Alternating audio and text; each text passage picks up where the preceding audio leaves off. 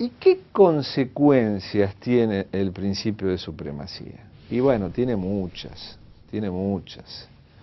muchas. ¿Para qué sirve? ¿Esto es solamente un entretenimiento de los juristas? No. Cuando no tenemos constitución, todo el ordenamiento jurídico pierde su esencia.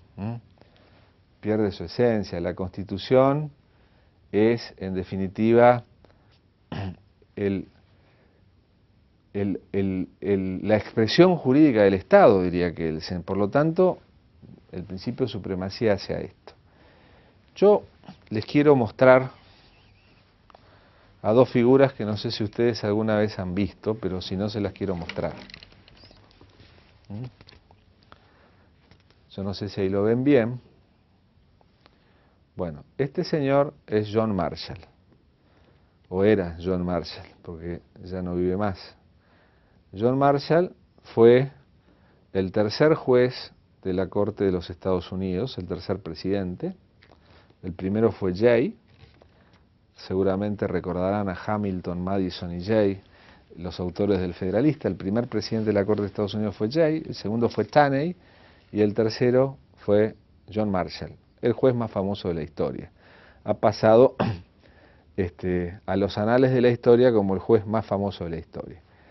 Y no era abogado, era militar. Y había sido lo que hoy sería jefe de gabinete del presidente anterior. Sin embargo, lo nombran presidente de la Corte Suprema.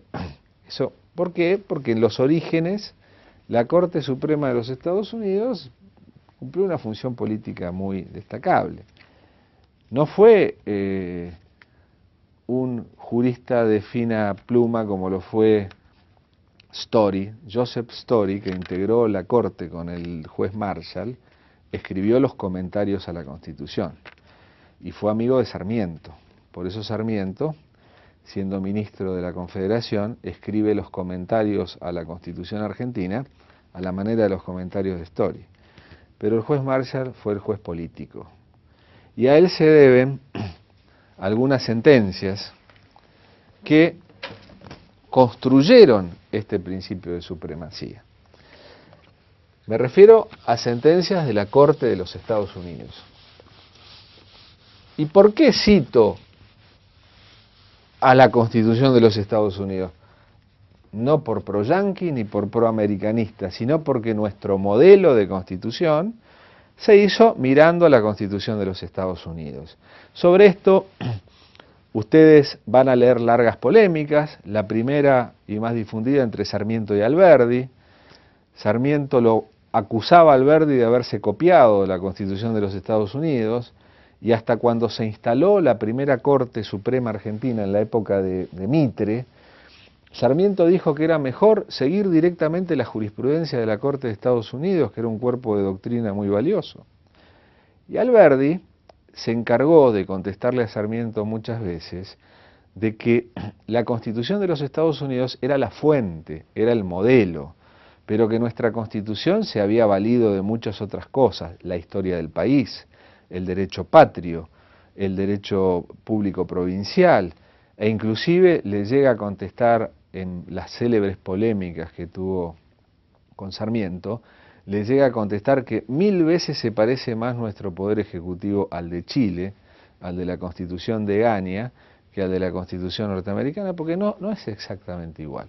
Tenemos diferencias, pero ¿por qué se miró el modelo? Se miró el modelo porque acá había una guerra civil entre unitarios y federales, entre Buenos Aires y el interior, para ser más precisos, y el federalismo de los Estados Unidos, que era una novedad, apareció en los textos de la generación del 37 como una manera de encontrar una síntesis que nos evitara esas guerras. Y el presidencialismo de los Estados Unidos obedecía a reconocer la preeminencia caudillista de nuestra manera de ejercer el poder, desde los caudillos provinciales hasta los virreyes españoles. Fue el modelo, desde ahí hay mucho para discutir. Lo que no se puede discutir es la influencia del derecho constitucional norteamericano en el nuestro, porque fue una influencia, creo que, muy relevante. Y el juez Marshall, en el año 1804,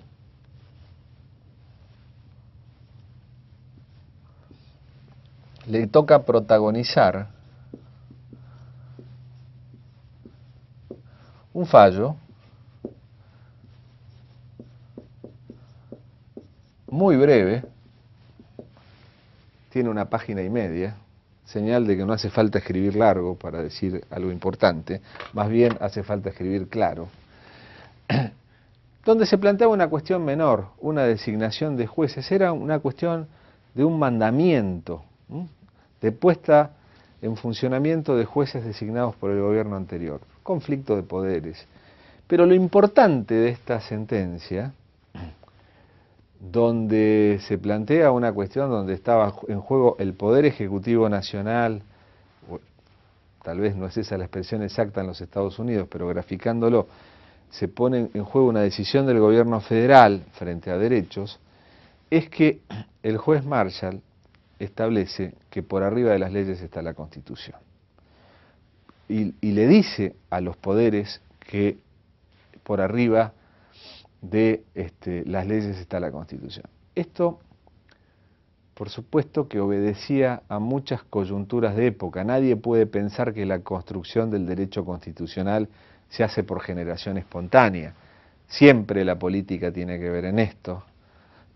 La Constitución está, el vértice de la pirámide está entre el mundo de la política y el mundo de lo jurídico. Es precisamente el derecho constitucional lo que transforma la vida política en vida jurídica. Tuvo mucho que ver con esto, tuvo que ver con la construcción del derecho federal. La Constitución de Estados Unidos de 1787 fue una delegación de los gobiernos locales que ya existían de manera muy medida y muy con mucho cuidado de perder libertades hacia el gobierno federal, y el recurso extraordinario o el control de constitucionalidad, que allá se llama appeal, sirvió para ampliar los poderes del gobierno federal. Pero además tuvo que ver con una preocupación que los norteamericanos tuvieron hacia lo que pasaba del otro lado del Atlántico. Lo que estaba pasando en la Revolución Francesa era muy distinto a lo que pasaba en los Estados Unidos. Hannah Arendt lo grafica muy bien en un libro sobre la Revolución que yo les recomiendo. Mientras la Revolución norteamericana fue exitosa, fue el éxito de protestantes que fueron agricultores, que tenían una relativa prosperidad económica y que querían proteger su derecho de propiedad, la Revolución Francesa fue la rebelión de las mayorías. Y lo que los norteamericanos vieron con mucha preocupación fue el terror de las mayorías, fue el asambleísmo.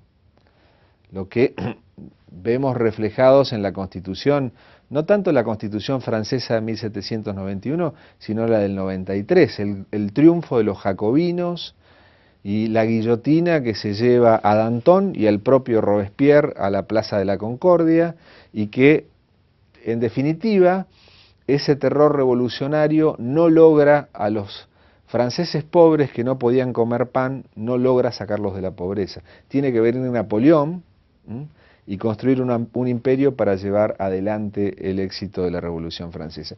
Eso los norteamericanos lo vieron con mucho cuidado, porque en Europa a nadie se le ocurría que la Constitución pudiera estar por arriba de la ley. Porque si algo hizo la Revolución Francesa fue establecer el triunfo de la ley y de la diosa razón.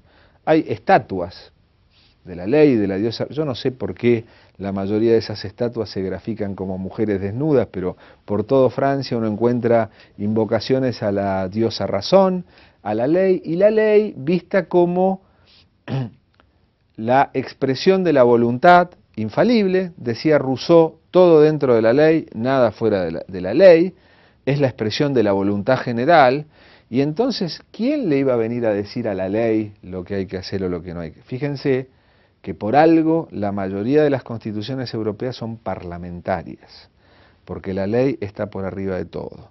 En cambio, en nuestro sistema de América Latina presidencialista, el Poder Ejecutivo ocupa un rango igual al Poder Legislativo y al Poder Judicial. Los checks and balances de Montesquieu preservan esto. En la mayoría de los países europeos, el Parlamento está por arriba de los otros poderes. E inclusive en España, cuando el Poder Judicial dicta sentencia, lo hace en nombre del rey, o en Francia también esto es así. Estas diferencias han tenido que ver en el desarrollo del control de constitucionalidad. Por eso aparece primero en los Estados Unidos. En Europa, al principio, esto no fue así. Va a tener que pasar algún tiempo. Vamos a tener que esperar hasta la Segunda Guerra Mundial para que esto pase.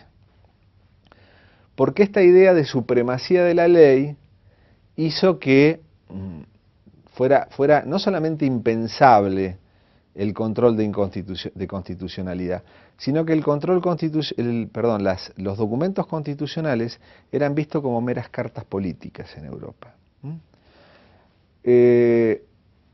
Por supuesto, no fue poco el debate que originó esto de que los jueces pudieran controlar la constitucionalidad de las leyes. Es un debate que todavía existe en los Estados Unidos, que se nos planteó este año en la Argentina los que hablaban de la democratización de la justicia. ¿Quiénes son los jueces para tener la última palabra sobre la vida, la libertad de las personas si no los votamos? Si en un sistema democrático la legitimidad democrática surge de la elección popular. Este debate vino desde el principio en los Estados Unidos. En el año 1920, Alexander Bickel escribió The Last Dangerous Branch, La Última Frontera, un libro en el cual cuestiona esto: ¿por qué the 9 all black men, por qué los 9 ministros de la Suprema Corte de Justicia tienen la última palabra en materia de control de constitucionalidad? Esto que se llama el debate contramayoritario y que entretiene mucho a Dworkin y a un montón de filósofos del derecho, es por supuesto parte de esta cuestión, y en Europa era impensable. Los europeos consideraban que era impensable esto, pero la cuestión fue cambiando. Y ya voy a hablar un poco de eso. Pero antes de hablar de eso, voy a decir que cuando se inventa el control de constitucionalidad, que es un invento norteamericano, no está ni siquiera escrito en la Constitución. Por eso nosotros tampoco lo tenemos escrito en nuestra Constitución, porque nuestra Constitución sigue el modelo de los Estados Unidos. Nosotros lo tenemos en la Ley 27 y en la Ley 48, las primeras leyes de la República, porque al no estar en la Constitución norteamericana fue más bien una práctica jurisprudencial. Y la Suprema Corte de los Estados Unidos, en un primer momento, miró esto autorrestringiéndose, aplicando una doctrina que hoy llamaríamos el self-restraint, porque obviamente no se quería pelear con el Congreso ni con el Poder Ejecutivo, entonces se dio sus propios límites al ejercicio del control de constitucionalidad. Esos límites no los voy a desarrollar en detalle porque serían parte de una clase de derecho procesal constitucional o de recurso extraordinario, pero fueron reglas que se dio el propio tribunal a través de creaciones de algunos de sus más encumbrados ministros. Son las reglas de Cooley,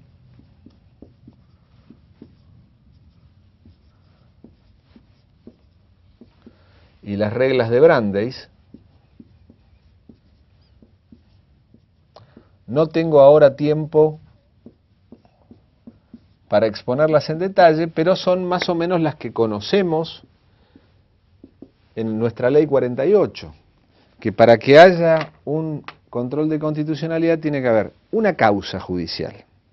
No puede ser en cualquier cosa, no es abstracto en el sistema nuestro sistema difuso. Tiene que haber un caso judicial, tiene que haber un legitimado, tiene que haber una petición de parte, alguien que sea parte en el proceso, no puede venir cualquiera. Tiene que haber un agravio, tengo que demostrar que me cause gravamen, porque si es abstracta la cuestión no está sujeta a control de constitucionalidad, y lo más importante es que tiene efecto solo entre las partes en el proceso. No tiene efectos generales, solo entre las partes en el proceso. Además de algunas condiciones negativas, por ejemplo, que no se trate de una cuestión política no justiciable, porque si era materia propia del Congreso o del Ejecutivo, esto no podía ocurrir así. Esa autorrestricción fue la que fue desarrollando el control de constitucionalidad de los Estados Unidos, que, por supuesto, ha tenido momentos muy importantes. No han sido pocas las veces en que la Suprema Corte de Estados Unidos ha dictado fallos importantísimos que han conmocionado a la opinión pública en temas relevantes. En Europa, del otro lado del Atlántico, así, si yo tengo que decir que el juez Marshall fue el inventor de este producto, en Europa tenemos que hablar de este señor. No sé si ustedes lo conocían, pero ahora lo conocen, es Hans Kelsen, un jurista austríaco, muy reconocido porque escribió la teoría pura del derecho, pero también escribió la teoría del derecho y del Estado. Es uno de los autores de la teoría del Estado. Ustedes saben que de las teorías del Estado que se conocen, 3 son alemanas, una es de Kelsen, otra es de Jelinek y otra es de Hermann Heller. Los alemanes son muy propios a las teorías. La teoría de Kelsen es positivista y parte de la identificación del Estado con el derecho. El derecho se tiene que reducir al mundo jurídico. Y él fue quien introdujo el control de constitucionalidad en Europa. Sus fundamentos teóricos son los que llevaron a la introducción del derecho constitucional en Europa, del control de constitucionalidad en Europa. Siempre, y lo hizo de manera distinta a los Estados Unidos, y lo hizo también por razones políticas. Kelsen era un profesor democrático. La llegada del nazismo lo obligó a huir de Europa. Él vivía en Austria y la llegada del Angelus, la unión de Austria con Alemania, lo toma en Austria y por supuesto comienzan las persecuciones.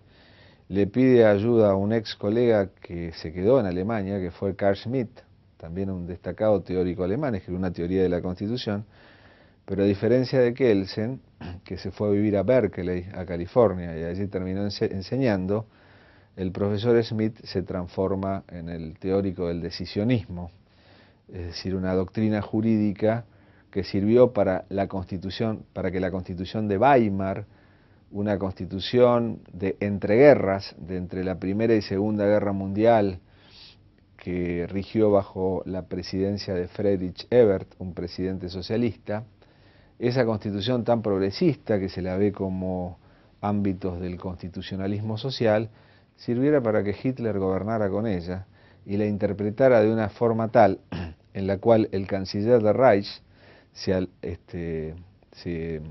atribuyera la facultad de reglamentar y de delegar normas del Reichstag en él, y de esa manera llevar adelante el proyecto totalitario y de exterminio nazi que tristemente conocemos.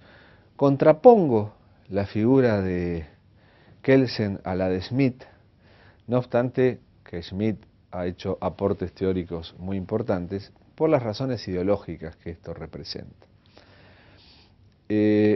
Ambos se empezaron a preguntar quién tenía que ser el guardián de la Constitución, porque ya se daba en Europa, primero se veía lo que pasaba en Estados Unidos, y después ya se daba esta cuestión si ante leyes muy ilegítimas, ante excesos del positivismo, alguien debía controlar la Constitución para que no hubiera leyes injustas. Kelsen nunca quiso el sistema norteamericano, porque como buen alemán, él creía en un sistema perfecto. Para Kelsen, el sistema jurídico no tiene lagunas, tiene normas de clausura que sirven para interpretarlas. Entonces, no le resultaba lógico que una norma general fuera inconstitucional para el caso concreto. el buen Kelsen no sabía muy bien en qué lugar de la pirámide colocar eso. Prefería otro tipo de interpretación. Él tiene un célebre debate con Schmitt sobre quién tenía que ser el guardián de la Constitución. Está publicado en español para el que le interese, son cartas entre ambos, el debate se llama El guardián de la Constitución. Schmitt decía, tiene que ser el presidente del Reich. Los alemanes tienen una visión orgánica, Jelinek ya tenía una versión orgánica del poder, y el que más representaba al Volk, al pueblo alemán, era el presidente del Reich. Y por lo tanto, si el presidente podía vetar leyes del Congreso, también podía vetar la Constitución, porque encarna al espíritu del pueblo. Kelsen, en cambio, entendía que el presidente es parte interesada porque ejerce el poder y que por lo tanto tenía que ser un tribunal de jueces, pero no un tribunal dentro del Poder Judicial, sino un tribunal de jueces de derecho que entendiera ante casos concretos sobre la validez de una ley frente a la Constitución. Pero que ese tribunal tenía que actuar como legislador negativo, tenía que tener el mismo rango que el Parlamento. Si encontraba que la ley chocaba con la Constitución, lo que tenía que hacer era sacarla del sistema, no dejar una impureza dentro de la pirámide, sino quitarla del sistema. Este es el origen del legislador negativo. Esto es lo que lleva a que en Europa, a diferencia de los Estados Unidos, el control de constitucionalidad es concentrado, lo tiene un solo órgano. Para decírselos con más claridad, en el sistema estadounidense, en los Estados Unidos, en el constitucionalismo norteamericano, vamos a poner Estados Unidos y vamos a poner Europa, ponemos Europa en general porque con mayor o menor diferencia los sistemas son muy parecidos. En Estados Unidos el control es difuso, como en la Argentina, es difuso. Cualquier juez puede declarar la inconstitucionalidad, pero para el caso concreto. En Europa es concentrado. Es concentrado. ¿Por qué? Porque lo ejerce un órgano, el Tribunal Constitucional. El Tribunal Constitucional español, el Tribunal Federal alemán, la Corte, el Consejo Constitucional francés, la Corte Constitucional italiana. En Estados Unidos no es la Suprema Corte la que ejerce el control de constitucionalidad. Cualquier juez, igual que en Argentina, cualquier juez de un Estado provincial puede declarar la inconstitucionalidad de la norma provincial y de un Estado federal puede hacer lo mismo. En Estados Unidos el control de constitucionalidad es inter partes, es para el caso concreto. Es solamente para el caso concreto. En cambio en Europa el control es erga omnes, es decir, alcanza a todos, es como la ley, ¿se entiende? Esta gravedad del control de constitucionalidad erga omnes lleva a que en algunos países sea más grave o menos grave. Algunos la establecen ex tunc, como si nunca hubiera existido la norma, en Alemania. Otros les dan un grado menor.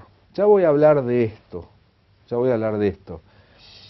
Voy a decir que como en Europa es tan grave, allá existe la práctica de sentencias delegativas. En vez de anular la norma, le dicen al Congreso que la revise o le aplican un carácter sustantivo. Esta práctica de sentencias delegativas la ha empezado a usar nuestra Corte Suprema en la última composición. Y viene del derecho europeo más que del derecho norteamericano, porque en el mundo de hoy las fuentes se mezclan, ya no es como antes. No se crean ustedes que los norteamericanos siguen haciendo lo mismo y los europeos siguen siendo lo mismo. El derecho se mezcla. En el Superior Tribunal de la Ciudad de Buenos Aires hay control concentrado y control difuso, las dos cosas juntas. El Superior Tribunal puede declarar inconstitucional una norma con alcance general de acuerdo a una legitimación de algunas personas, y si no lo hace, queda abierto el control abstracto. Lo mismo pasa en Brasil, es el modelo brasileño, es un modelo mixto.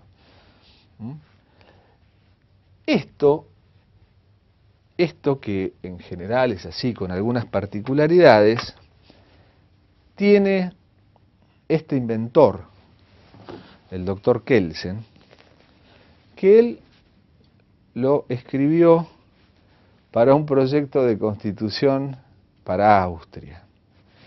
Kelsen creía que iba a escribir la constitución perfecta. El doctor Kelsen tenía una pretensión científica. En la época del positivismo se había dado en otras ciencias, empezó con Augusto Comte, con Saint-Simon, la idea de que se podía llevar el positivismo, creció mucho en materia penal, con muchos autores que llevaron la idea del positivismo, y también aparece en el derecho constitucional. Kelsen quiso hacer la constitución perfecta. Claro, como si la constitución no tuviera ideología. La constitución perfecta, desde luego que no se dio. Se dio por razones históricas. Ese proyecto de constitución para Austria no funcionó, pero cuando termina la Segunda Guerra Mundial, los alemanes se encuentran con que, por influencia de los aliados, después de ganar la guerra, tuvieron que dictar una constitución democrática, que se llama la Ley Fundamental de Bonn. Esa constitución es democrática, es federal, tiene muchos derechos, pero los jueces eran todos nazis. Les recomiendo una película que se llama Los Juicios de Nuremberg, con Spencer Tracy y Marlene Dietrich y Burt Lancaster, una película excelente. Los jueces eran todos nazis, eran positivistas y cumplían la ley del nazismo. Entonces, ahí aparece el Tribunal Constitucional Alemán, el federal, para que ese tribunal interprete el nuevo derecho. Lo mismo pasa en España, donde la Constitución del 78, producto de los pactos de la Moncloa, producto de un gran acuerdo político de todas las fuerzas, con una gran actuación de Adolfo Suárez en ese momento, se encuentra con que la mayoría de los jueces eran franquistas. Todavía hoy hay jueces franquistas en el Supremo Tribunal Español. Es decir, eso lleva a que el Tribunal Constitucional aparece como un órgano separado del Poder Judicial, elegido a través de los partidos políticos.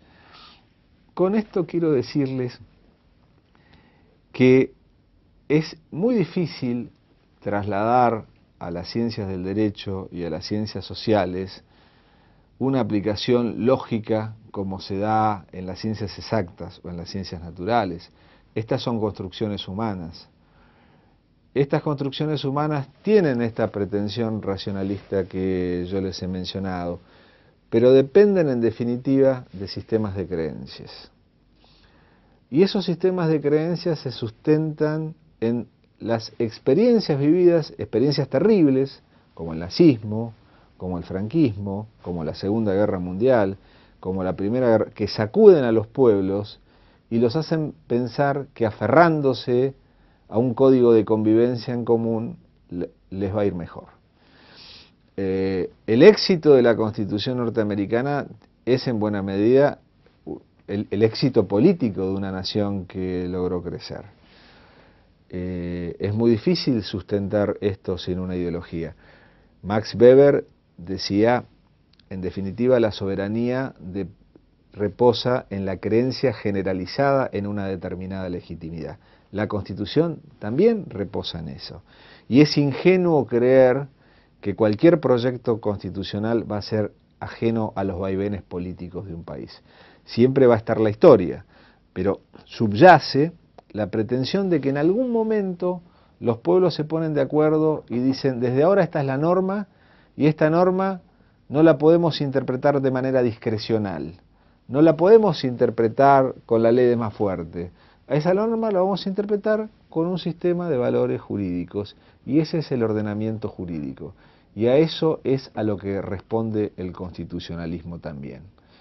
A defender libertades, asegurar libertades, controlar el poder y establecer determinadas reglas de juego para que la conformación del poder se haga viable. Hoy la mayoría de las constituciones sostienen sistemas electorales de partidos políticos como acceso al poder, garantizan derechos colectivos, incorporan las maneras de participación política, establecen de qué manera esa relación entre el poder y la libertad se perfecciona, establece garantías y mecanismos para defender los derechos ante casos concretos, porque si bien todos aspiramos a la realización de la justicia social a través del Congreso, del Parlamento y del Poder Ejecutivo, siempre van a existir injusticias o puntos fuera de la línea que van a necesitar de algún juez o de alguien que las atienda de manera especial.